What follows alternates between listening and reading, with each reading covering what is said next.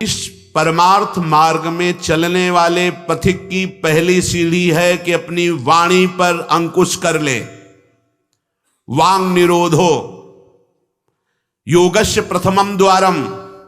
मौन का आश्रय ले लो। ज्यादा बोलने का अभ्यास ही नहीं होना चाहिए। बड़े अपराध बन जाते हैं, निंदा स्तुति बन जाती है, दोष दर्शन होने लगता है, वो साधक गिर जाता है। मौन का स्वभाव बनाना चाहिए। जड़ मौन यहां वृंदावन में ठीक नहीं। यहां हम राधा राधा बोलेंगे, प्रभु की चर्चा बोलेंगे, कोई प्रश्न करेगा तो जो शास्त्र सम्मत बात है उत्तर देंगे, नहीं तो मौन रहेंगे। प्रपंच की तरफ से पूर्ण मौन होना चाहिए। आपको पहली बार कोई खड़ा करके बात कर रहा है, समझ में आया किससे बात करना, प्रभु को भूल जाना है, अगली बार से वो कहेगा राधे राधे, उत्तर नहीं देना। श्री हरिवंश, उत्तर नहीं देना। अंदर से श्री हरिवंश बोले, चल दिए। हमें किसी से क्या लेना देना। हम किसी का अहित नहीं करेंगे, अमंगल नहीं करेंगे, हम किसी पर दोष दर्शन नहीं करेंगे, पर हम अपनी वृत्ति को भगवदाकार करने आए हैं। ये नहीं कि कोई हमसे बोले तो हम बोलना जरूरी है, नहीं। कोई प्रश्न करे तो बोलना जरूरी नहीं। उपासक हो, आप कृपा करें तो बात कर लें, ना चाहे तो बिल्कुल आपके ऊपर कोई शासन नहीं कि आपको बात करना ही पड़ेगा, ऐसा सिद्धांत नहीं है। योगस्य प्रथमम द्वारम वांग निरोधो। सबसे पहली साधना है वाणी को रोक ले। बोलने से बहुत शक्ति नष्ट हो जाती है। जैसे हम भगवत चर्चा करें तो इससे शक्ति बढ़ती है, लेकिन प्रपंच की वार्ता करने से वाणी की शक्ति नष्ट हो जाती है। जब आपकी जबान अपवित्र हो गई तो नाम कैसे चलेगा? जब वाणी अपवित्र है तो आपके अंदर शास्त्री कैसे शब्दों का भाव आ पाएगा? नहीं आ पाएगा। महावाक्यार्थस्य विचार्यताम। आप नहीं विचार करने की क्षमता वाले रहेंगे। यदि आपने व्यर्थ की बातें शुरू कर दी, अश्लील भाषण बोलते, गंदी भाषा बोलते, तो आप में कभी विचार शक्ति ही नहीं रह जाएगी कि आप शास्त्रों के, संतों के वाक्यों का मनन करने की सामर्थ्य रखें। खो देंगे सामर्थ्य। बहुत अमृतमय वचन निकलते हैं मौन वाणी को पावन रखने वालों के, एकदम शहद में डूबे हुए वचन। इसलिए वाणी पर अंकुश कीजिए। जरूरत हो तो बोलिए, नहीं तो मौन।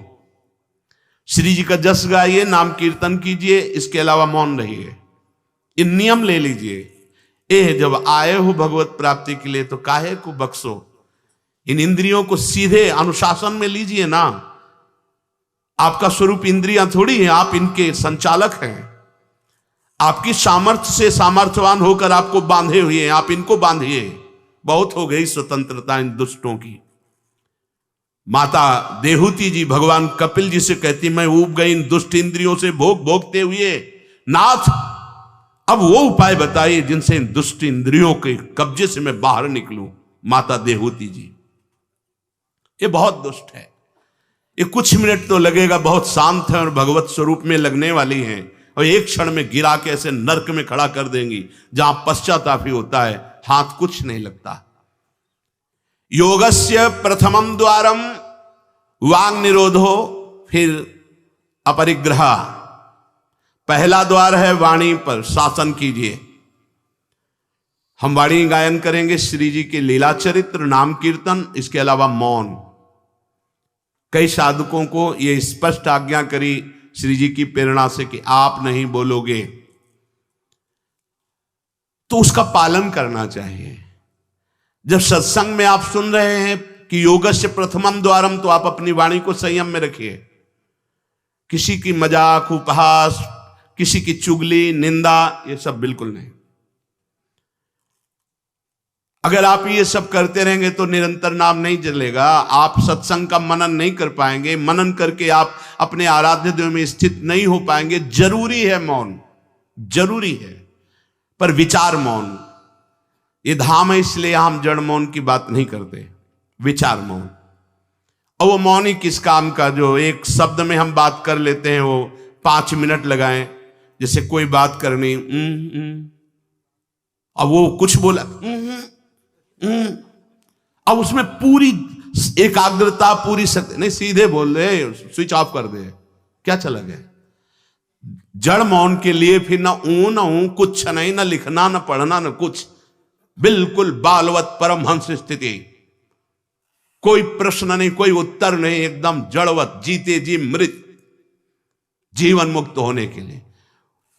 तो वो ये श्रीधाम वृंदावन है, यहां उचित नहीं, क्योंकि यहां राधा नाम स्वयं हरि रटते हैं, तो हमारी जबान की सार्थकता है, राधा नाम कीर्तन करें, वाणी जी का गायन, इसके अलावा मौन रहे। दूसरा, अपरिग्रह, उतना ही स्वीकार कीजिए जिससे आपकी जीवन यात्रा चलती, इसके बाद नहीं। एक भी वस्तु एक्स्ट्रा आपके पास नहीं होनी चाहिए। क्यों होनी चाहिए? जब रोज का रोज श्री जी दे रही तो तुम्हें एकत्रित करने की जरूरत क्या है? आपको जो दिनचर्या में चाहिए बस उतना ही, इसके आगे नहीं। एक भी कंबल एक्स्ट्रा नहीं रखना होना चाहिए, एक भी वस्त्र नहीं एक्स्ट्रा नहीं होना चाहिए। जो हमारी दिनचर्या में आ रहे हैं कि 2 कॉपिन, 2 मार्किन, बनियान, स्वेटर, 1 कंबल या 2 कंबल, जिससे आपकी दिनचर्या कट रही, बस इसके अलावा आपके पास कुछ नहीं। आपकी जो दिनचर्या है, उस दिनचर्या जो प्रभु दिए हुए हैं शरीर पालन पोषण के लिए, शरीर के लिए उतनी आवश्यक है। अगर सही दिनचर्या करनी तो राइट टाइम पे आपका पहले कंबल हटना चाहिए। समय कंबल फेंक दिया दूर, अब अपनी दिनचर्या में लग जाओ। काहे को शरीर को इतना दुलार करके बबुआ बनाए हुए हो, कान के कंटूप ऐसे बांधे, मुंह में ऐसे बांधे, ऐसे क्या होना है इसको? ये जड़ शरीर है, जितना प्यार करोगे उतना ही परेशान करेगा ये। हाँ, इसको ज्यादा नहीं, आहार दे दिया, संयम नियम से स्नान ध्यान पूजा पाठ, हर समय भगवत चिंतन, ये जड़ है, अभ्यास है। यहां कौन बांधता है कुछ? 12 महीना झेलता है नहीं मस्तक का, ये सब कौन बांधता है? ऐसे अभ्यास, चलो इतने कमजोर अभ्यास के हैं तो जितना उचित वस्त्र उतना पहन लिया। अब ये नहीं कि सोमवार को हरा, मंगल को नीला और बृहस्पति को पीला, और अलग अलग दिन के अलग अलग स्वेटर, अलग अलग दिन के अलग अलग। भैया ये विलासिता नहीं। भगवत प्राप्ति करनी तो एक स्वेटर में 10-5 साल तो कटी जाएंगे, दूसरा हम क्यों लें? एक जीपर मिल गया, उससे शरीर ढक लिया, 10-5 साल चलेगा, 2-3 महीने पहनने को होता है, हर साल नया। तो भाई हमें क्या कार, हमें कहीं जाना है क्या पार्टी में? हमारी यही पार्टी, बाबा जी की पार्टी, भगवत मार्ग के पथिक है। उचित उचित बिल्कुल नहीं से बहुत, वो इसको दुलार करने का मतलब है अपना पतन करना। सच्ची मान लीजिए, इसका पतन करना। वयोवृद्ध है, रोगी शरीर, वो अलग बात है, थोड़ा तो आनंद लीजिए प्रकृति का वार सहने का। अगर शरीर रुग्ण नहीं है, जवान शरीर हो, ब्रह्मचारी हो, आग है अंदर, सहो हर प्रकृति के वार को, गर्मी सर्दी बरसात भूख प्यास, सच्चिदानंद में स्थित हो जाओ, तुम्हारा बाल बांका भी कोई नहीं कर सकता। अब मार दिन में 50 बार शीशा देखना, अब वो फंसाएगा कि नहीं फंसाएगा? चेहरा फंसाएगा ना। तिलक के सिवा दोबारा शीशा नहीं देखना चाहिए। इस देहाभिमान के राग को काटना कि पुष्ट करना है? जय बार निकले तय बार देख करके हर सेटिंग किसको दिखा रहे हो यार? क्या तुम किसी को लुभायमान करना चाहते हो क्या? हरि को? तुम्हारे इस पार्थिव शरीर पे लुभायमान होने वाले नहीं, और जो लुभायमान होगा तुमको नष्ट कर देगा। तो हमें इसको बिगाड़ के रखना है, इसको सजा के नहीं, भगवत प्रसादी आदि लगाए। हमारा देहाभिमान बार बार हमको गिराने की कोशिश करेगा। ये हम जो हंसी मजाक में भी कह रहे, इसको अच्छे से समझना। ये जो 2 प्रकार की पद्धति रखी गई है कि आप मुंडन करवा के रखिए क्योंकि आपके बालों से शोभा बढ़ेगी, वो आप बाल रखा के रखिए क्योंकि आपकी शोभा बिगड़नी चाहिए। रज लगा के रखिए कि आपको ही आपके शरीर में राग ना रह जाए। बात यहां किसी के दिखाने के लिए नहीं है, आपके शरीर में आपको राग ना रह जाए। आप बार बार साबुन लगाएंगे, तेल लगाएंगे, बार बार शीशा कंघा और अपने चेहरे को सजाएंगे तो देहाभिमान पुष्ट होगा और ये नष्ट करेगा। कुछ नहीं है, बड़ी दुर्गति है, मान लीजिए। इसका अंतिम परिणाम आग में जलना, चाहे जितने चिकने कर लो गाल, चाहे जितने लाल कर लो, मरना है, पक्की बात समझो। तो जीते जी अमरत्व क्यों नहीं प्राप्त करते? अरे ऐसा रूप प्राप्त करो जिसमें गाल लाले ही रहते हैं, लालिमा लगानी नहीं पड़ती। श्री जी की दासी लक्ष्मी कोटि विलक्ष लक्षण लसल लीला किशोरी सतई, करोड़ों लक्ष्मी आश्चर्यचकित हो जाए ऐसा रूप श्री राधा दासियों का है। गीध देह तज धरि हरि रूपा, गीध ने शरीर त्यागा, हरि रूप होकर धाम जा रहा है। बाहरी लाली लगाने से थोड़ी हरि मिल जाएंगे, बाहरी श्रृंगार से थोड़ी हरि मिल जाएंगे। प्रार्थना मान लीजिए कुछ दिन का है, धोखे में मत फंसिए। ये धोखा है। खेत में रक्षा करने वाले एक धोखा टांगते हैं, पैंट शर्ट टोपी लगा के, वहां कोई नहीं होता, लेकिन पशु धोखे में हो जाते हैं। ये धोखा है। अगर पशुवत बुद्धि रखोगे तो ये धोखा तुम्हें पूरे जीवन, पूरा का पूरा जीवन नष्ट कर देगा। इसी धोखे से निकलने के लिए हमें अवसर मिला है। योगस्य प्रथमम द्वारम वांग निरोधो अपरिग्रह, वाणी से मौन रहिए, जितनी आवश्यकता है उतना वस्त्र लीजिए। एक संत भगवान आए थे, एक मार्किन ऐसे बांधे हुए थे, साल उड़ाया, तो बोले आपकी आज्ञा इसलिए ओढ़ लेते हैं। तो हम कहा किसी बाहर निकल के किसी को दे देना, हमारी श्री जी की प्रसादी, इसलिए हमारी प्रसन्नता के लिए। तो उनका ओढ़ लेते हैं, पर महाराज हम रहते ऐसे ही हैं।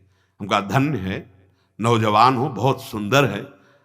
तो हम कहा आप बाहर जब निकलना किसी को देखना ऐसे आवश्यक है तो आप दे देना। तो बड़े प्रसन्न हुए, आदर करके उन पर हृदय में आदर हुआ उनका कि नहीं मुझे नहीं चाहिए, मैं तो जैसी रहनी से रहता हूं। हमने घटिया घाट है एक फर्रुखाबाद फतेहगढ़ की तरफ, वहां रुके हुए थे। एक महात्मा को देखा, वयोवृद्ध थे, एक पतली मार्किन, माघ महीना, ये कौन सा माघ चल रहा है, यही तो चल रहा है, मकर संक्रांति का अवसर। तो वहां रामनगरिया लगती है 1 महीने के लिए। जैसे प्रयाग में कुंभ में लगता है, तो गंगा किनारे हर साल मकर संक्रांति में हजारों लोग 1 महीना वास करते हैं, रोज गंगा स्नान त्रिकाल करते हैं। उन महात्मा जी के समीप रात्रि में गए तो शरीर कांप रहा था और मंत्राकार वृत्ति, एक झोपड़ी में बैठे हुए थे। बड़ी लज्जा लगी हमें अपने ऊपर कि हमारा जवान शरीर है, 30-35 वर्ष पहले की बात, और हम 1 मार्किन पहने, 1 मार्किन ओढ़े, ये तो केवल 1 मार्किन पे है, तो हमारा क्या कर्तव्य बनता है, हमको ये भी फेंक देना चाहिए। ये वयोवृद्ध हैं और मौन है। तो उनसे प्रार्थना की कि यहां आश्रम से एक कंबल ले आए, आपका शरीर कांप रहा है। ऐसे मुस्कुरा के कहा नहीं।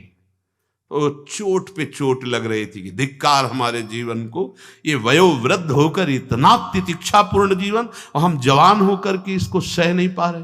आप सच्ची मानना, जो तितिक्षापूर्ण है बहुत जल्दी भगवत साक्षात्कार होता है। भगवान आदेश करते तास तितिक्षस्व भारत। आज हम केवल शरीर दुलार में अपने समय को नष्ट करते हैं, शरीर पोषण में। भाई देखो, ये छोटी छोटी बातें आपको देखने में लगती होंगी बड़ी बात है, यही आपको आपके आराध्य देव से विलग किए हुए हैं। महीना भर आप केवल ऐसे आहार करके देखिए कि जिसे तुम्हारा मन कहता अच्छा उसको हटा दीजिए। आज थोड़ा त्याग मत वर्णन कीजिए, आज थोड़ा हमारे उदर में परेशानी है तो हमें केवल आप रोटी और सब्जी दीजिए। महीना भर केवल रोटी सब्जी उचित। आप देखो, अगर आपके अंदर का रजोगुण तमोगुण नष्ट ना हो जाए तो कहना आपके अंदर सात्विक भाव आ जाएगा, मंत्र में स्थिति होने लगेगी। अब हमने देखा है जैसे गुलाब जामुन, कचौड़ी, पकौड़ी, ये सब कहीं जैसे भिक्षान्न में मिली भी और भरपेट पा लिया, तो वो रस नहीं आया भजन में। जो एक सूखी रोटी ऐसे चबा के गंगा जल पी करके जो रस आता है ना, वो नहीं आता है। सच्ची मानिए, पहले के बड़े बड़े भजनानंदी महापुरुष अपने जीवन को ऐसे ही। तो अपरिग्रह ये बहुत बड़ी बात है, साधक यहां चूक करता है। देखो, आप लोग तो इतने बढ़िया अवसर पे हैं कि आपको ना किसी से मांगना है, ना आपको अपनी कोई परवाह होनी चाहिए, क्योंकि श्री जी व्यवस्था कर रही है। आपको जो वस्त्र उचित है वो ले लीजिए, जो भोजन उचित है, और अपनी सेवा और मंत्राकार वृत्ति। आपको किसी से कोई मतलब ही नहीं। आपको तो भिक्षान्न के लिए भी नहीं जाना है, अपने आप आकाश वृत्ति से प्रभु देते हैं। तो आपका रूम आपकी कुटिया है, आपकी दिनचर्या एक स्वयं की दिनचर्या है। आपके रूम में अपरिग्रह दिखाई देना चाहिए। बिछाने का, एक ओढ़ने का, जो आप जितना सहन कर सकते हैं उतना। अगर आप एक कंबल से रात काट सकते हैं तो दूसरी मत डालिए, चाहे 10,000 रखे हो, आपको क्या मतलब है? पूरी सृष्टि में सब भोग सामग्री आपके लिए है क्या? अपरिग्रह, हम जहां चूक करते हैं उसको पक्के से बांध लीजिए, अभी आनंद की धारा में आ जाओगे। वाणी को कंट्रोल, शासन। आवश्यक है तो बोलेंगे, नहीं तो मौन। दूसरा, उतना ही स्वीकार करेंगे जितने की आवश्यकता है। भगवदानुभूति के लिए एक बार तो आग लगनी चाहिए जीवन में, कि जीवन मृत तुल्य होना चाहिए। यहां जरा सा साधन बना कि पोस्टर बैनर में आ गए, प्रशंसा में आ गए, कैसे भगवत प्राप्ति होगी? अपरिग्रह। और आगे, निराशा च निरीहा च नित्यमेकांत शीतला। आशा ही परमम दुखम, नैराश्यम परमम सुखम। उपासक को किसी व्यक्ति, वस्तु, स्थान से कोई भी आशा नहीं होनी चाहिए। हाथ जोड़ के तुम्हारे कमरे में पहुंचा दिया जाएगा तुम्हें जो आवश्यक है। तुमको आके रजिस्टर में लिखने की जरूरत नहीं, तुम्हें मांगने की जरूरत नहीं है। तुम निष्ठापूर्वक ध्यान दे करके देखिए, ये देखा गया जीवन में, जिस समय जो आवश्यकता होती है हाथ जोड़कर वो आता है। कौन? जिसकी शरण में हो। समझ नहीं पाते और कहता है ये वस्तु ले लो, तो आश्चर्य होता है कि ये बात कैसे कोई जान गया कि मुझे आवश्यकता थी, मेरे शरीर को आवश्यकता थी। जितनी जो आवश्यकता उतना। इसके बाद आशा ही नहीं, निराशा हमारा परम पद में पहुंचाने वाला मार्ग है। आशा ही परमम दुखम, नैराश्यम परमम सुखम। किसी व्यक्ति से, किसी वस्तु की आशा बिल्कुल नहीं होनी चाहिए। तब लग जोगी जगत गुरु, जब लग रहा है निराश, जब आशा मन में भई जग गुरु जोगी दास। आशा नहीं होनी चाहिए। आशा एक ही बात की होनी चाहिए, कब किशोरी जू मिलेंगी। आशा से दास्यम वृषभानु जाया, तीरे समध्यास जब भानु जाया। कब मैं अपने स्वरूप में स्थित होऊंगा, इसके अलावा कोई आशा नहीं। शरीर की आवश्यकता है। मान लो यहां सुविधा है कि भाई आप यहां से ले लीजिए, तो आप ले लीजिए, नहीं तो किसी से मांगने की जरूरत नहीं। कभी तो ऐसे रहना सीखो ना कि कोई आशा नहीं, कोई इच्छा नहीं, और आप हृदय की बात जानते हो। आप देखना, आपको जो शरीर की जरूरत हो आप देखते रहना, देते रहना। बिल्कुल बिल्कुल वो एक एक कदम पर देखते हैं। जो अव्यवस्थित, तो हमने देखा है, एक एक कदम पर व्यवस्था। आपको अपने स्वामी पे विश्वास होना चाहिए, आशा किसी से नहीं। आशा एक राम जी से दूजी आशा छोड़ दे, नाता एक राम जी से दूजो नाता तोड़ दे। यहां संसार आशा में ही तो दुख को प्राप्त हो रहा है। पिंगला वैश्या को भगवान दत्तात्रेय जी ने गुरु माना, क्योंकि उसने आशा का त्याग कर दी। आशा नहीं। अब मैं पुरुषों से आशा करती थी, अब परम पुरुष से आशा करूंगी, अपने आत्मस्वरूप से। अब किसी की जरूरत नहीं, मैं किसी से रमण की आशा नहीं करूंगी, एकमात्र अपने आत्मस्वरूप। उसी समय उसको गुरु मान लिया। पहला, वाणी का मौन, उचित बोलो। दूसरा, सामान उतनी रखो जितनी आवश्यकता हो। तीसरा, किसी से आशा मत रखो। चौथा, निरीह, किसी भी तरह की लोक परलोक की कोई कामना नहीं। बड़ा आनंद। अभी देखो, जीवन मुक्त हो जाओगे। किसी से लोक की कोई आवश्यकता नहीं, लोक वस्तु की, और निरीह, कोई कामना नहीं। कितना हृदय अभी आनंदित हो जाएगा, प्रसन्न हो जाएगा। जैसे पीछे कहा कि अंतर्मुख होकर, निष्काम होकर जो भजन होता है उसमें मन प्रसन्न हो जाता है। उसी अखंड प्रसन्नता में परमात्मा साक्षात्कार होता है। निरीह, कोई इच्छा नहीं। आज क्या पाएंगे, कोई इच्छा ही नहीं आनी चाहिए। कुछ स्पेशल प्रार्थना होती, कुछ स्पेशल तो राधा नाम है, राधा रूप है, वो आप दे सकते हो तो दे दीजिए, नहीं वो तो नहीं, तो फिर और स्पेशल क्या हो सकता है? ये तो सब पार है संसार के। ये साधक, उपासक, चाहे गृहस्थ हो चाहे विरक्त, एक निष्ठा होनी चाहिए, एक निष्ठा। एक नए साधक को हमने देखा कि कपड़ा ऊपर से पड़ा था और गमछा पेट में बंधा था। जब प्रसाद पाने के लिए बैठे, किसी जगह हम रहते थे, वो आए थे मंडली से, तो हम संतों पर बहुत सूक्ष्म दृष्टि, उनके व्यवहार, उनके आचरण से, क्योंकि सब कुछ सीखने को मिलता है, तो देखा कि खींच के पेट में गमछे से गांठ बंधी थी। जब वो प्रसाद को बैठे, वो पहले नहीं बंधी थी, तो उनके नजदीक गए और कहा, महाराज जी इसका क्या रहस्य, आप गमछा बांधे? बोले साधन में एक उचित आहार चाहिए, तो मुझे पता चल जाता है जहां थोड़ा पाया तो इतने में एक हम इतनी गमछा वो नाप का, उसमें 3 गांठ, तो उतना नित्य। बोले कभी ज्यादा आहार नहीं, यद्यपि ये प्रथम साधना के लिए ऐसा है, नहीं तो एक सामने से आहार का निश्चय किया जाता है, इतना आहार, फिर चाहे कितना अमृत हो उसके ऊपर नहीं होना चाहिए। साधु को बार बार नहीं लेना चाहिए। ये जो नहीं पूड़ी पूड़ी, बोले हाँ डालो, खीर हाँ 4 पूड़ी रख दो, इतने सब्जी रख दो, दोबारा आप पूछिएगा किसी से, हमारे से पूछने की जरूरत नहीं। ऐसे दिनचर्या नहीं, गरम गरम भैया, गरम और नरम दोनों से मतलब नहीं है। महापुरुषों ने देखो, एक बार उड़िया बाबा प्रसाद पवा रहे थे स्वयं खड़े होके, तो 2 प्रकार की पूड़ी बनवाई थी, एक पतली और पकी हुई, और एक मोटी लंबी कच्ची।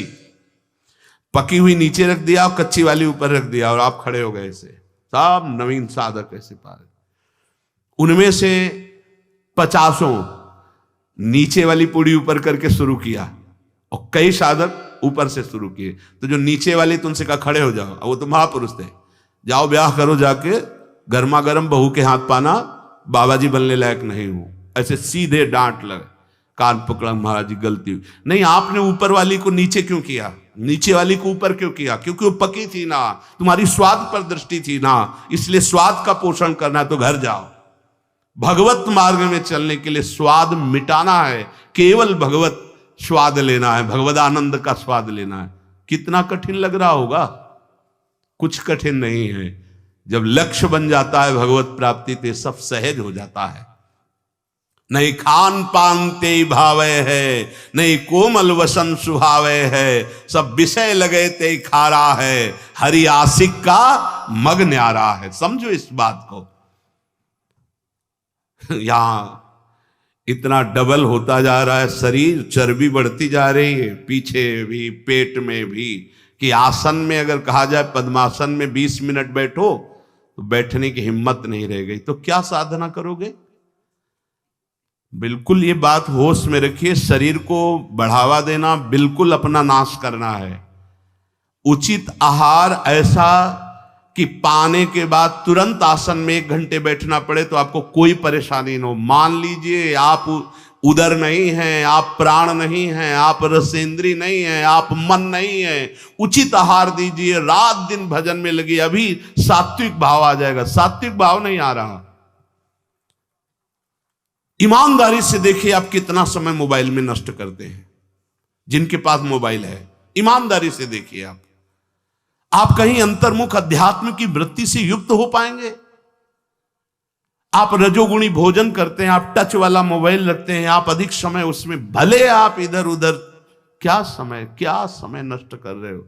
एक एक सेकंड इतना है। जब कोई जरा सी व्यर्थ की बात करता है तो चिड़चिड़ाहट पैदा होती कि ये तुम अपना समय नष्ट कर रहे हो, समय नष्ट कर। अरे जितने सेकंड में हम राधा राधा बोलते उतने में तुमने व्यर्थ बात सुना दी, व्यर्थ बात।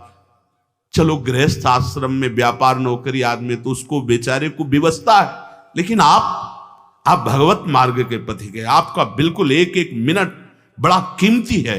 एक एक मिनट जगत मंगल के लिए है। हम 1 मिनट में 10 बार 20 बार नाम लेंगे और वो नाम जगत को देंगे कि जगत का मंगल हो, तो हमारी साधुता सुरक्षित हो गई। निरीह इच्छा रहित और नित्य में एकांतशीलता, नित्य एकांत में शांत भाव से, शीतल भाव से। एकांत बहुत खतरनाक है नवीन उपासक के लिए, यह अनुभव की बात है। जहां आप अपने कमरे में जाएं तो समाज से ज्यादा सावधान हो जाएं। पक्की बात कह रहा हूं। समाज में तो बहुत शालीन गंभीर स्वभाव अपने को रखना ही पड़ेगा, क्योंकि हजारों की दृष्टि है। एकांत में किसी की दृष्टि नहीं है, उसकी दृष्टि है जिसके लिए आप बाबा जी बने हो या जिसके लिए आप भगत बने हो। अब एकांत आपका कहां जा रहा है वो खुद देख रहा है। जो शास्त्र शीर्षा पुरखाहा सहस्राक्षा सहस्त्रपात, वो प्रभु देख रहा है कि तुम्हारी एकांत में प्रिय वस्तु क्या है। मोबाइल, सांसारिक नौटंकी नाटक, या विषय चिंतन, या विषय क्रिया, वो देख रहा है। और अगर आप एकांत में शास्त्र स्वाध्याय कर रहे हैं, नाम जप कर रहे हैं प्रभु के लिए, तो वो देख रहा है, वो भी देख रहा है। इसलिए प्रार्थना है नित्य में एकांतशीलता। आपका स्वभाव एकांत में बहुत ही सावधानी पूर्वक समय कटने वाला हो। एकांत साधु का सही तो परमार्थिक। कैमरे के आगे तो सब सही बोलेंगे, सही देखना होगा, सही हरकत में रहना होगा। एकांतिक आपकी हरकत क्या है, एकांत में आपका चिंतन क्या है, यही खास बात होगी। दो मुखड़े होते हैं, एक होता है सामाजिक, एक होता है एकांतिक। सामाजिक से भी एकांतिक सावधान साधु का मुखड़ा होता है। असाधु का समाज में बहुत बढ़िया और पीछे कुछ और होता है। हर एक व्यक्ति की बुद्धि में दो बुद्धि होती है, एक होती सुमति, एक होती कुमति। एक होती दैवी संपदा को वर्धन करने वाली सुमत, एक राक्षसी संपदा को। अर्थात कुछ ऐसे मुखड़े होते हैं जिनका एक मुखड़ा तो देवता होता है, दूसरा राक्षस होता है। अगर एकांत में तुम्हारा चिंतन, तुम्हारा आचरण, तुम्हारा विचार, तुम्हारी क्रियाएं कुमति के द्वारा हो रही हैं, तो सामने देवता बनोगे और पीछे राक्षस बनोगे। ये दुमुही चाल भगवत प्राप्ति के लिए बहुत बाधक बात है। जो तुम्हारा एकांत वही समाज, जो समाज वही एकांत। हम इष्ट और गुरुदेव के सीसी कैमरे में हर समय रहते हैं। हमारा इष्ट और गुरुदेव हर समय मुझे देख रहा है। दरवाजा बंद करने पर हम एकांत नहीं हो गए, वो गुरुदेव की दृष्टि है, हमारे आराध्य देव की दृष्टि। हमें पहले सोचना चाहिए, कुछ करने के पहले, कुछ देखने के पहले, कुछ सोचने के पहले, कि अंतर और बाहर दोनों जगह मेरे गुरुदेव सुन रहे हैं, देख रहे हैं, मेरे आराध्य देव सुन रहे हैं, देख रहे हैं। इसलिए नित्य में एकांतशीलता। एकांत में बहुत शीलवान, धैर्यवान, विनम्रता पूर्वक अपने मन को समझा करके केवल प्रियालाल में लगाना। एकांत स्थितिरिंद्रियो परमणे हेतुर्दमश्चेतसः संरोधे करणम समेनो विलयम यायादहम वासना। एकांत में रह करके बढ़ी हुई इंद्रियों के वेग का दमन करता है साधक, क्योंकि एकांत में इंद्रियां बहुत प्रबल हो जाती है। मन, इंद्रियां, खास जिस समय आप शयन करने जाते हैं उस समय बहुत सावधान। जब तक नींद ना आवे तब तक माला चलना चाहिए। उस समय मन के चक्कर में मत पड़ना, ये अनुभव की बात कहते हैं। जब तक आपको नींद ना आवे तब तक बैठ जाइए, माला चलाना शुरू कर दीजिए। शयन के समय खास, जिस समय आप अपने कक्ष में गए शयन करने, मोबाइल हो तो सबसे पहले कमरा बंद करने के पहले स्विच ऑफ करो, उसको बंद करो मोबाइल को। प्रार्थना मान लेना, अगर प्रार्थना मान लोगे तो प्रार्थना करने योग्य हो जाओगे। गेट बंद होने के पहले स्विच बंद होना चाहिए मोबाइल का। अब अपने कमरे में शयन के लिए गए हैं तो माला हाथ में लेकर बैठ जाओ। जब नींद आने लगे तो और धन्यवाद है कि माला छाती से लगा हुआ सो गए, धन्यवाद। अगर ऐसा नहीं है तो नींद आ गई है तो माला विराजमान किया, बिल्कुल नींद में जा रहे हैं, अब चले गए। थोड़ा भी समय इसको मनन करने का मत दीजिए उस समय, नहीं तो ये दिन भर साधन में लगाया गया है, उस समय कोई असाधन सोचवा देगा या करवा देगा। बहुत ये पॉइंट की बात है, समझ लेना आप। ये देखा गया है हृदय में, उसी बात को कहा गया जब साधन काल में देखा गया है, हृदय में देखा गया कि फिर मन उस समय मतवाला होता है कि अब तो पूरे दिन हम साधन ही तो की, तो 5 मिनट की मुझे छूट दे दो। लेकिन नहीं, उस समय कठोरता पूर्वक इसको साधन में और जब नींद आ गई तो शयन करे, जब उठे तो फिर वैसी दिनचर्या प्रारंभ कर दी। तब मन भगवदाकार एकांत स्थिर इंद्रियो परमणे हेतुर्दमश्चेतसः। एकांत में साधक अपनी इंद्रियों का दमन करे, बढ़ावा ना दे। देखो क्या साधन है। पहले दर्शन होते थे संत भगत भागवत जन, अब भी कुछ महापुरुष भी होंगे, यहां ठाकुर जी की छवि या गुरु जी की छवि, यहां से स्मार्ट मोबाइल लगा रहता है छाती में, स्मार्ट मोबाइल। ये भैया ठीक है, व्यवहार काल के लिए यदि तुम्हारी कोई आवश्यकता हो, तुम बहुत व्यवहार में, तो हम नहीं। अच्छा बताओ आपको क्या जरूरत है? राष्ट्रपति से बात करनी है क्या आपको? किस विधान में आपको कपड़ा बेचना है, अनाज बेचना है? आपको काम क्या है? किससे बात करनी है आपको? जिनकी विशेष व्यवहारिक कोई सेवा गुरुजनों से मिली, वो तो बात उतनी ही केवल जितनी मिली है। नहीं, आप बताओ, हम भगवत प्राप्ति के मार्ग के साधकों के लिए मोबाइल भगवान की क्या आवश्यकता है? कितनी आवश्यकता है? क्यों आवश्यकता है? जैसे सिलेंडर आदि लाना है या कुछ भाई और कोई सर, तो रख लो, हम कह रहे हैं वो छोटा वाला रख लो, उससे अपना काम। ये बहुत अंदर की बात कहते हैं, क्योंकि इसमें आप स्वतंत्र कुछ भी देख सकते हैं, कुछ भी आप पढ़ सकते हैं, कुछ भी। बहुत ऐसे लाइनें में होते हैं वो सब, बस उसमें क्लिक करो, क्लिक है तो कहते हैं हाँ वो वीडियो आ जाएगा। वो वीडियो आ जाएगा तो तुम्हारा अंदर का वीडियो गायब हो जाएगा, परमार्थ वाला। एकांत स्थिर इंद्रियों पर हेतुर्दमश्चेतसः। दमन कर दो इंद्रियों का। ये कहां सीखोगे, कब सीखोगे, किस देश में सीखोगे, यदि धाम में रहकर इंद्रियों का दमन करना ना आया? इंद्रियों का दमन कर दो। इंद्रिय दमन होने से चित्त का स्वयं निरोध हो जाता है, और चित्त की वासना का नाश होते ही योगी को परमानंद का अनुभव हो जाता है। यह है खेल। इंद्रियों का दमन हुआ, मन और चित्त एक ही बात है। चित्त का निर्वासनिक होना, ब्रह्मानंद का स्फुरित हो जाना, भगवदानंद का स्फुरित हो जाना, और फिर स्फुरित होकर अविचल भाव में स्थित हो जाना। यही जीवन मुक्त अवस्था मुनि की होती है, महात्मा की होती है। साधक सिद्ध अवस्था को प्राप्त हो जाता है। इसलिए जो सत्संग में सुना उसका मनन किया जाए, उसको जीवन में धारण किया जाए। देखो बड़े भाग्य से सत्संग ये मिल रहा है जो शास्त्र सम्मत।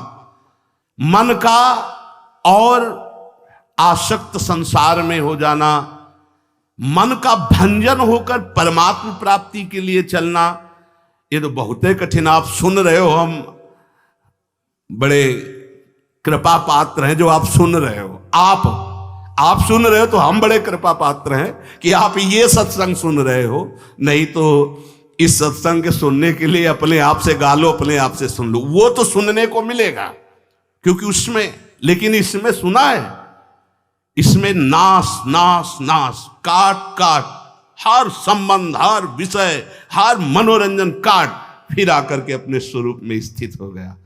हम आपके ऋणी हैं जो आप ये सत्संग सुन रहे हैं, और अगर इस सत्संग को सुनकर मनन करके आप जीवन में धारण कर लेंगे तो सच्ची मानिएगा इसी जन्म में भगवत प्राप्ति हो जाएगी, जो अत्यंत कठिन है। नहीं तो विषय रस बढ़ाने वाला, संसार पे सत्यत्व बुद्धि करने वाला, नाना प्रकार के भोगों की प्राप्ति का उपाय बताने वाला, ये तो बात मिल सकती है, ये प्रवचन मिल सकता है, लेकिन समस्त संशयों को छिन्न भिन्न करके परमात्मा स्थित करने, ये तो जब द्रवहि दीन दयालु राघो तो साधु संगति पाइए। इसलिए लाभ ले लीजिए। ये हम कह रहे हैं इसलिए नहीं, ये बहुत बड़ा संयोग बना है प्रभु का। जैसे आंधी कभी कभी आती है, ऐसे ही हरि की अनुग्रह रूपी आंधी चल गई है। अगर इस आंधी में उड़ गए तो प्रभु के पास पहुंच जाओगे, और नहीं तो आगे कलयुग की आंधी ऐसी आ रही है जो काली आंधी है, जिसमें मार्ग ही नहीं दिखाई देगा कि सतमार्ग किसे कहते हैं। जीवन का लाभ ले लीजिए। अपनी इंद्रियों को ज्यादा बहिर्मुख मत कीजिए, नाम जप कीजिए, भगवद आश्रित रहिए। जो सुनिए तो मनन कीजिए, ना पकड़ पाए तो बार बार सुनिए। आजकल तो सुविधा है कि आप इसे 1000 बार सुन सकते हैं। बार बार सुनिए, ये जरूर सुनिए, क्योंकि ये तुम्हारे मन का नाश करेगा जो वासनामय है, तुम्हारी इंद्रियों का दमन करेगा। इंद्रिय और मन को बढ़ावा देने वाला कुसंग होता, सत्संग नहीं। सत्संग तो वही होता है जो सत्य में स्थित कर दे। बड़े भाग पाइप सत्संगा तो बिना प्रयास होई भोभंगा। नाम न छूटने पावे, बस नाम चलता रहेगा तो सब ठीक हो जाएगा। जैसे भी बने, उठते बैठते चलते फिरते प्यारी जी का नाम राधा राधा रटते रहिए। शेष चर्चा आगे।